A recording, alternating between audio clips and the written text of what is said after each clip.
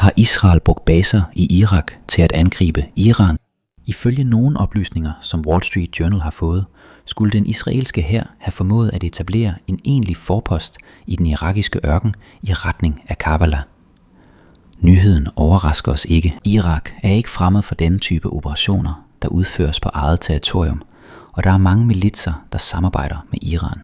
Men det er værd at tale om, fordi det afslører de israelske militære kapaciteter og yderligere øger ustabiliteten i regionen. Takket være brugen af denne base har israelerne betydeligt forkortet flyvetiden, der er nødvendig for at gennemføre bombninger i Iran under militærkampagnen i marts. Ifølge oplysninger indhentet af Wall Street Journal skulle en hyrde fra området i begyndelsen af marts have identificeret basens placering og rapporteret det til den irakiske hær. Og for at undgå at blive opdaget, åbnede israelerne ild mod de irakiske soldater.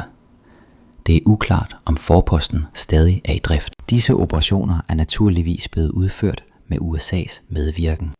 Destabiliseringen af regionen giver Israel mulighed for at udnytte fraværet af stater med stærke institutioner. Denne spiral af destabilisering omfatter ikke kun Irak, men også Libanon og Syrien.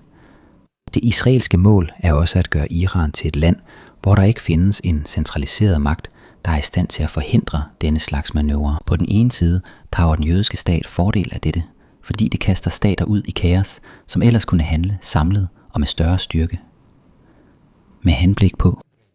På den anden side opstår der i destabiliserede sammenhænge ofte militser og lokale styrker, som igen kunne rette sig mod Israel med former for hybridkrig og terrorangreb. Det er netop det, der skete med USA's krig i Irak, som begyndte i 2003, hvor et centraliseret regime blev fjernet, og Pandoras æske af lokale militser blev åbnet. Kort sagt er Netanyahus regeringssatsning, at kaos kan være til deres fordel. Men det betyder at lege med ilden og udsætte sig for store risici. Hvad mener I om det? Som sædvanligt finder I flere oplysninger i kommentarerne eller i beskrivelsen.